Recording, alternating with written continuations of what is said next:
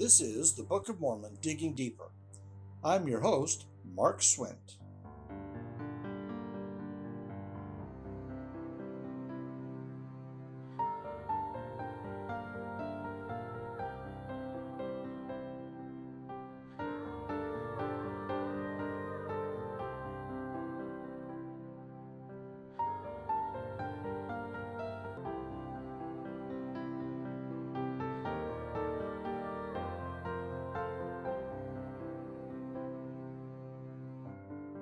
In part one of On Death and Dying, we discussed dying, the one thing all of us must pass through, and the timing and the control of it.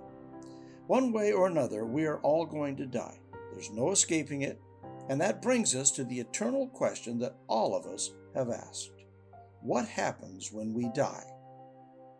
This is the question that has bedeviled mankind since the beginning, and it seems that the individual answers we each carry have, to a great degree, affected, controlled, or altered the way in which we conduct our lives.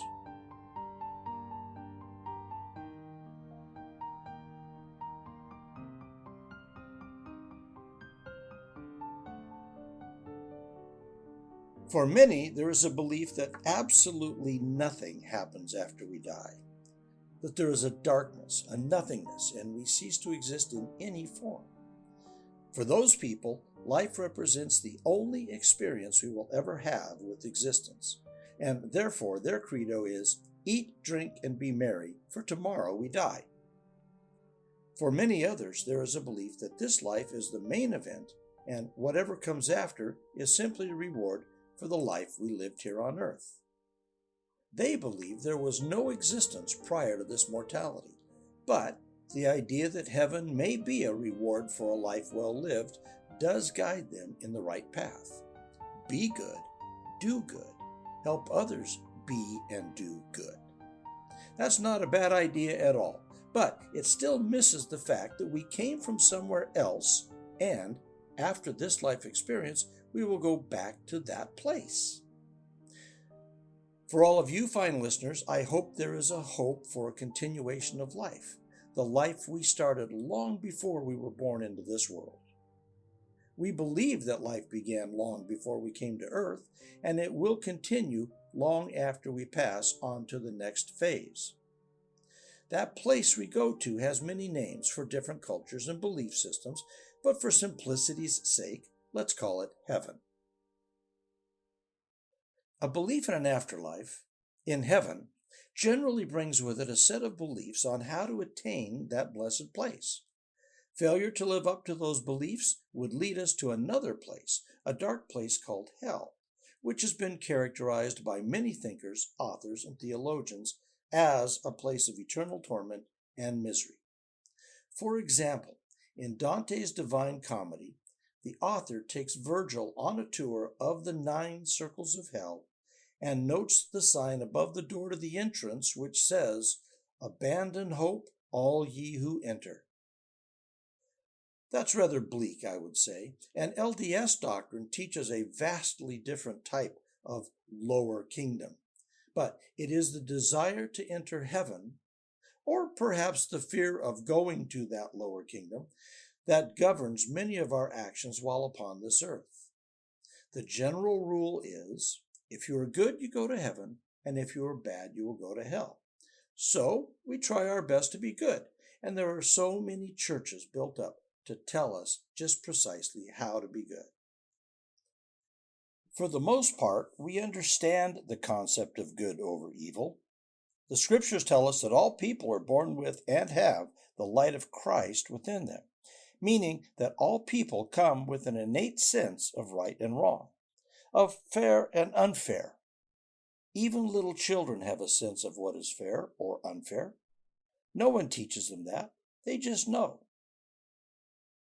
Of course, that understanding can and does get dulled for many with maturity and the natural cynicism that some can develop over a lifetime of disappointment and mistreatment. But the point is, our lives are pretty much governed by the beliefs we carry about life after death. So, what is the truth? Well, that is the great mystery, isn't it? I've tried very hard throughout this podcast series to avoid speculation and to support everything I have said with Scripture and or the words of the prophets and apostles. So, in tackling this subject, I need to acknowledge right up front that I do not have all the absolute answers on this subject. However, much has been said in the Scriptures and from the pulpit, and I will try as best I can to relay that. Additionally, I have one other source that will dominate the discussion today. I have recently gone down the rabbit hole, as they say, on the subject of near-death experiences, and I have seen what I think are some remarkable commonalities. Commonalities with our doctrine that I can have a fairly strong faith in. Though individual accounts may vary according to the faith or culture of the person experiencing them, there are still some very foundational consistencies they all contain, and I would like to explore these today. First, let's see what the Scriptures and the prophets say. In the overview to the words offered in the subject guide of the LDS Scriptures app, it says, "The post-mortal spirit world is a place where the spirits of those who have died live before the resurrection. The spirit world consists of paradise, where the righteous dwell, and spirit prison, where those who were wicked in mortality dwell." In the book Teachings of the Prophets of the Church, Brigham Young, he taught that the post-mortal world is on the earth around us. From Teachings of the Prophets of the Church, Joseph F. Smith, we read, "Spirit beings have the same bodily form as mortals, except that the spirit body is in perfect form. All spirits are in adult form. They were adults before their mortal existence, and they are in adult form after death, even if they die as infants or children." And then in Alma 40, verse 12, we read, "And then shall it come to pass that the spirits of those who are righteous are received into a state of happiness, which is called paradise, a state of rest, a state of peace, where they shall rest from all their troubles and from all care and sorrow." Doctrine and Covenants 138 was a vision given to President Joseph F. Smith in October of 1918. It says, in part, "And there were gathered together in one place an innumerable company of the spirits of the just, who had been faithful in the testimony of Jesus Christ while they lived in mortality. All these had departed the mortal life, firm in the hope of a glorious resurrection, through the grace of God the Father and his only begotten Son, Jesus Christ. I beheld that they were filled with joy and gladness." Armed with this knowledge, I began to search out and read the near-death experiences of people from all over the world who have shared their stories publicly. I know the scriptural references all refer to those who were righteous or righteous in their testimony of Jesus Christ, and I accept that. However, I also know that only God can truly know what dwells in the hearts of people, and I think that an awful lot of people from very diverse backgrounds and life experiences enjoy the same warm and loving welcome into the spirit world that the Scriptures indicated for the true followers of Christ. We'll discuss that a lot more in a few minutes, but for right now, let's move on. One of the first things that really got me thinking about this subject was the wonderful movie Heaven is for Real, starring Greg Kinnear and Kelly Riley. It was taken from the book written by a Midwestern pastor named Todd Burpo, and it is the story of his son who, as a little boy of 4 years old, had a near-death experience while on the operating table during surgery for a ruptured appendix. The movie is wonderfully done, and the little boy who plays Colton Burpo, the subject of the movie, was incredible. As that story unfolded, young Colton didn't seem all that amazed by his experience. He took it all in stride, as only a small child could, and only mentioned it to his parents in passing as interesting opportunities came up. For example, he casually mentioned talking to his grandfather, who had passed long before he was born. His father, Todd, not sure what to make of the tale, dug out a picture of his grandfather as an old man. He showed it to Colton, who casually said, "No, that's not him. There are no old people in heaven." So Todd found a picture of his dad when he was a young man and showed that to him. "Yeah, that's him," the boy replied. Over the course of time, young Colton revealed other wonderful elements and experiences of his visit to heaven, which led the parents to believe him. I'll leave most of the rest of that for you to discover if you decide to watch the movie, which you should. But there is one scene that always makes me cry each time I've seen it. Colton is in the kitchen while his mom is doing something. He's coloring and he casually says, "Mom, did you know I have a sister?" His mom says, "Well, yes, honey, of course you have a sister," referring to his live sister, who's also in the movie. He says, "No, I have another sister who died in your belly." The mother drops what she was doing, and a look of shock comes over her face as tears well up in her eyes. She had suffered a late-term miscarriage before Colton was born, and he had never known that. He tells her that he got to meet his sister in heaven, and she was very nice, and she had blonde hair. One of the more interesting elements of the movie was when his father asked him what Jesus looked like. He showed him several of the classic pictures of Jesus that we all have seen, and the boy nonchalantly says, "No, that's not what he looks like." At the end of the movie, Greg Kinnear is on the internet, and he sees a story of a Russian girl from Chicago who, at 8 years old, began painting pictures of the Jesus that she saw and visited with during her own near-death experience. That first painting she made is called Prince of Peace, and it is exquisitely beautiful. Anyway, Colton glances at it as he's running out of the house to play, and he says, "Yep, that's him." You should go online and search for Akiane Krameric. That's Akiane, and then last name is Kramarik. And look at the pictures for yourself. They're wonderful. Anyway, I cannot recommend the movie enough. You will come away feeling more hope and peace in your heart and in your life for having seen it.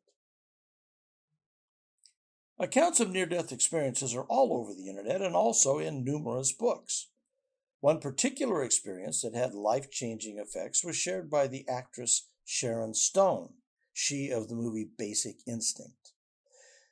She suffered a stroke in 2001 and had an experience that she detailed in her book, The Beauty of Living Twice. In it, she tells how she woke up in the emergency room with the doctor telling her that she had bleeding in her brain. They couldn't take care of the problem there, so they needed to move her to another facility. They put her on a gurney, and she says, "Once I got on that gurney, all of a sudden, that was it, and I was gone. I felt myself kind of do this sweep upwards, and there was this just like tunnel of light." She went on to say that at the top of the tunnel was a hole where several people that I had been very close to or had been their caretakers until they died were kind of looking down at me. I felt like they were kind of telling me, "This is all great. This is all fine. This is going to be wonderful." And I felt like, "Oh, I'm going to be with you guys. Okay." And I was really moving quickly. It was about that time that doctors and technicians shocked her with a defibrillator, taking her out of her experience. She said, "The moment came to an abrupt end when something happened that made me feel like I had been kicked in the chest really, really hard." Well, there's a whole book to tell the rest of the tale, but the bottom line is the experience completely changed her outlook on life and 100% removed her fear of dying. And in this, she is not alone. In virtually all of the near-death experiences I have read, every one of the people have said that they no longer feared death. Some have even been angry that they came back in the first place. Almost none wanted to come back at all. The account of Anita Morjani comes from a 2006 event during which she was suffering from a 4-year struggle with lymphoma. In her case, she fell into a coma and felt, quote, "as though I was above my body. It's like I had a 360-degree peripheral vision of the whole area around, but not just in the room where my body was, but beyond the room." She said she met her father, who had previously passed away. Quote, he said that I've gone as far as I can, and if I go any farther, I won't be able to turn back. But I felt I didn't want to turn back because it was so beautiful, and it was just incredible because for the first time, all the pain was gone, all the discomfort was gone, all the fear was gone. I just felt so incredible. And I felt as though I was enveloped in this feeling of love, unconditional love. By the way, she reported that within 4 days of her return, the tumors in her body had shrunk by 70%. She said, I kept telling everyone that I know I'm going to be okay. I know it's not my time to die. This harkens back to what we discussed in part 1 about the fact that we all have a time to die, and our days are numbered, and our years will not be shortened. I found a website called cajspirituality.com. They have a lot of really interesting posts, but one post in particular is titled 7 Powerful Near-Death Experiences on What Happens After We Die. And they said this as kind of an introduction to that whole string. While all of these cases are unique, they also carry within them striking similarities. All of these people report leaving their physical body, being aware they were dead, traveling to another realm, and experiencing love and light so powerful and wonderful that they came back having trouble finding the words to describe their experiences. We don't have time to go through all of the experiences here, but we'll go through some. This first story was related by a woman named Nancy Rhines to Megyn Kelly on her show, Megyn Kelly Today. And you can find it on YouTube. Just look up How a Woman Found Her Faith Through Her Near-Death Experience. Nancy has written a book on the transformative experience titled Awakening from the Light, 12 Lessons from a Near-Death Experience. She considered herself an atheist at the time of the terrible bicycle accident back in January of 2014. Interestingly, she says she had a prompting not to go out riding her bike that day, but ignored it. While she was riding through traffic, she saw a car coming at her and knew, before being hit, that she was going to die right there. She says she had an out-of-body experience right there after being hit, in which she elevated 50 to 75 feet above the scene. She could see herself writhing in pain under the car and screaming, but at the same time, her second consciousness, as she calls it, was watching from an elevated position. She did not die at this time, but 3 days later, while in surgery, she did. And at that time, she says, I found myself waking up and I thought, wow, this is great, because around me was this beautiful hillside surrounded by flowers and trees, and a beautiful mountains range in the distance, and a sense of peace and love and welcoming that I had never felt before, and I knew something was different. I felt a little confused at first, but then I thought, I must have died. I wonder if I died. But then if I died, why am I here? Because I didn't believe in any of this. I was an atheist. I was welcomed into heaven immediately when I had that thought. There was a welcoming voice that said, because you are my child, this is your home. Welcome home. When asked if she wanted to stay there, she responded, yes. There was a part of me that really wanted to stay because of the peace and the love. The love was incredible, and the connection to everyone and everything was incredible. I was connected not only to my family here on earth, but also to everyone else in that place. And then, listen to this. Megyn Kelly asked her what made her come back, and her response was amazing. She said, what made me come back was that I had agreed to do this before I was born, and I was reminded of that while I was there. She said a woman came to her to act as her guide, and she said to the woman, I don't remember agreeing to do this, to which the woman guide responded by showing her, quote, on a screen in the sky, close quote, her standing in front of all of her family and friends, agreeing to do certain things, and this was one of them. When asked how she lives differently now, her response is interesting. She says she actually takes a lot more risks, realizing that she does not want to let fear run her life. She is much more loving, and her capacity for love has increased multiple times. And she is at peace. I live every day from a state of peace and joy, she says. Perhaps here I can share a personal story. I have related in past episodes the fact that I had a terrible accident on a motorcycle back in 2010. That accident and the resulting surgery left me in a coma and on total life support for a time, and my recovery was considered miraculous by the doctors who attended to me. I mentioned in part 1 how I pondered my recovery afterwards. I told you that I had been given a very clear sense that I should consider this remaining time I have on earth as bonus time and not to waste it. Well, there are 3 things that changed. I promised myself from that time on that I would, number 1, find joy in something every day. 2, I would express gratitude for something every day. And 3, I would not worry about anything anymore. Now, I must admit that last one, to not worry about anything, is difficult to do. We seem to be creatures who worry a lot about things all the time, things we don't need to.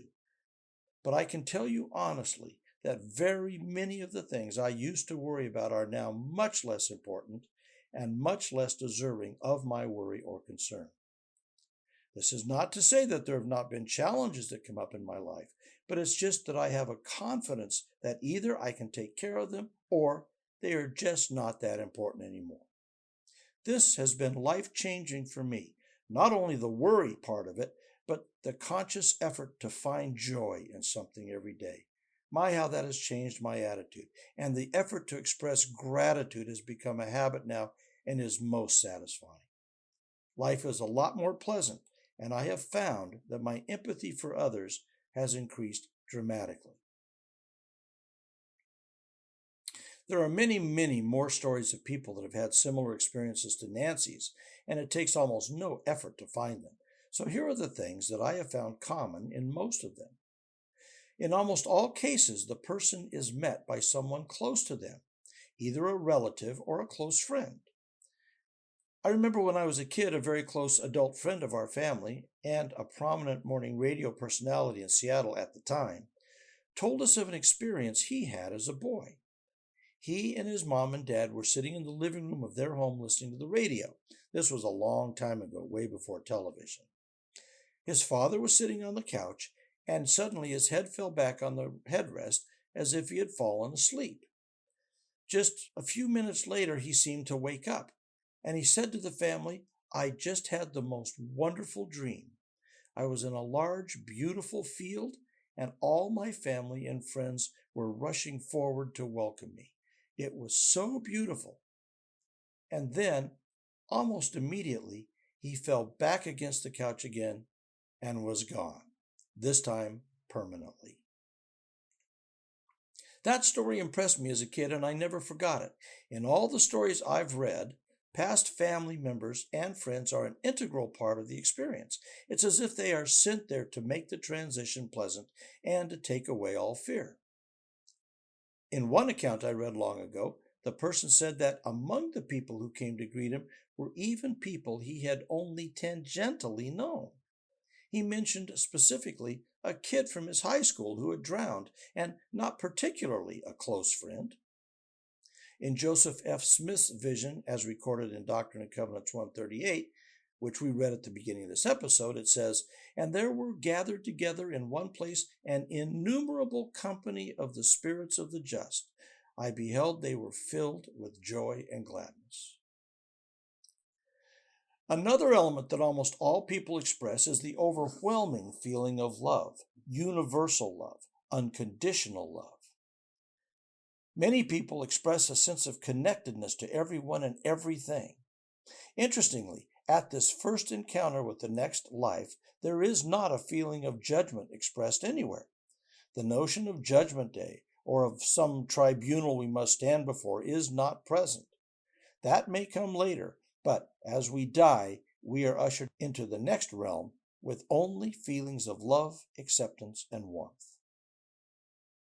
Another feeling most near-death experiencers have is one of coming home. This is where they came from, and this is where they are returning to. I find this interesting because no other religion teaches that we came from a pre-existence. For all other theologies, we started here on earth, and we will go to a place of reward based upon our merit, being either good or bad. Well, I can see how that could work for many people, but nowhere in there is the idea that we are returning to the place from which we came. This common Christian doctrine that we began life here on earth ignores the idea that we are all part of one family, Heavenly Father's family. Whereas for the people who have had these experiences, that is one of the most profound realizations they experience. Nancy Ryan's experience, a voice told her that she was my child and that this was her home, was earth-shaking to her. She had never been taught that as a child. She had never felt that she belonged to a larger family. Her decision to become an atheist made perfect sense to her, but the experience she had here instantly washed all of that away as, for the first time, she felt the loving embrace and universal connection to all those around her. Another feeling many people have during a near-death experience is that things and cares of the world simply melt away and are no longer important. All their worldly concerns cease. This is in keeping with what we read earlier in Alma 40 that said that the spirits of those who are righteous are received into a state of happiness, which is called paradise, a state of rest, a state of peace, where they shall rest from all their troubles and from all care and sorrow. That sentiment is echoed by most of the people that relate their near-death experiences. Let me tell you about Dr. Mary Neal. She drowned in a kayaking accident in South America. She was underwater for 30 minutes and was clearly dead. She states that when she recovered, she was in a state of shock, not for the reasons you might think, but because she was absolutely certain that she had been held by Jesus. She said, "I was held and comforted by Christ. And no, I didn't just think or hope it was Jesus Christ. I knew it was Jesus Christ, just as I would know my husband of 30 years if I had seen him in a grocery store. And I was taken through a life review that had little to do with judgment and everything to do with understanding and compassion and grace. And then I was released into heaven, and my spirit rose up and out of the river, and I was immediately greeted by a group of people, or spirits, who had known me and loved me as long as I have existed. And despite having a magnificent husband and these 4 wonderful children who I love more than life, I knew I was home, and I really had no intention of returning. And then I was told that it wasn't my time, that I had more work to do on earth, and that I would have to go back to my body. And when I objected, I was given a laundry list of work yet to be done." This was a lady who said she had been raised in a church, but had readily traded her religious beliefs for intellectual beliefs when she went off to college and medical school. She says people who have had these experiences no longer fear death and all look forward to going home one day. She says death is only the doorway to our home. Dr. Joyce Hawkins is a biophysicist and scientist. She was the director of a lab and spent her time writing, publishing, and speaking professionally on scientific matters. Faith in God and heaven was not in her belief system. She had no belief in an afterlife. She was killed when a heavy object fell on her head, and she claims she went down that long, dark tunnel. But at the end of it, she was met by her mother and her grandmother, both of whom had long since passed. From there, she went into a place that was exquisitely beautiful, with rolling hills and lights, and she said the emotional sense was you would never want to leave, with no agenda and no urgency, and then whoop, into the presence of a being of light. She also wanted to stay, but was told she had more to do on earth. Her time was not yet up either. The stories are endless, but the conclusions are the same. Life is eternal. We came from heaven, and we will return to heaven. Mortality is a middle point, a stopover for our spirits from the time before until we return after we die. Listen to Stephanie Arnold, who died during childbirth. In relating her story to Megyn Kelly, she said, "When you die, the spirit separates. That means the spirit was there before it entered your body, when it entered your body, and after it leaves your body. So it always existed. So I no longer cry at funerals." Almost 15 million people in the U.S. alone have had these near-death experiences, and all talk about the same things, about the continuation of the soul. And all of these people talk about the interconnectedness of all living things, the purity of divine love, the overwhelming sense of peace. 75% of atheists who have had near-death experiences say they encountered a being that they identify as either Jesus or God. And little children who have had no religious training at all recount the same things. Well, I could go on and on. This is a subject that is really easy to get sucked into. I think it's fascinating, but I also think you get the point. Now, as I said at the beginning, I have tried in these podcasts to avoid speculation, but I'm not sure this is speculation. Are you? I know the scriptures, and I know the LDS doctrines, but these accounts I have shared with you are from people not of our faith, and in some cases of no faith at all, and yet they all relate stories that are consistent with what we believe. So I think I'm safe here today. Which brings me to one more thing. In the scriptures I read at the beginning, scriptures from Alma and the Doctrine and Covenants in particular, they all refer to those who are righteous and those who have been faithful in the testimony of Jesus Christ while they lived in mortality. Well, these stories I have related to you today are from people who are not particularly religious. In fact, in some cases, they were from people who were specifically not religious or not faithful to Jesus Christ. And yet, they had experiences that correlate to our own expectations. How can that be? The answer is clear. We must be very careful in our judgment.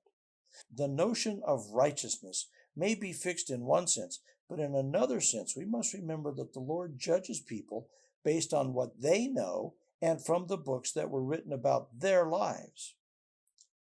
We are taught that the gospel is preached to people in the spirit world who would have received the gospel if it had been taught to them here on earth, or if it were taught to them more clearly at any point. Well, these people, in relating their stories, sound to me like their hearts were changed and their faith was restored or increased through the experiences that they had when they died. So, does that fit the bill? Are they okay? I think they are. In fact, I believe that most people are good people. I believe that most people are trying to do the best they know how. And I believe that the Lord sees value in so many more people than we might think. I know what the scriptures say, and I accept that. But I think there is plenty of room for many, many other people who think they are being faithful to Jesus or to some credo that they accept, and who only await the further light and knowledge that the restored gospel can bring to their lives. I think there are many atheists who would quickly drop their hard hearts if only they could hear a gospel plan that makes sense, and if they could feel, if even for a moment, God's pure love for them. I may be a softy here, but I genuinely hold out great hope for so many good people around the world. We may not get to them all in this life, but I know God loves them, and they will all get a good, solid chance to feel His love and come unto Him. At least that is my prayer. In the name of Jesus Christ, amen. I'm Mark Swent. Thank you for listening.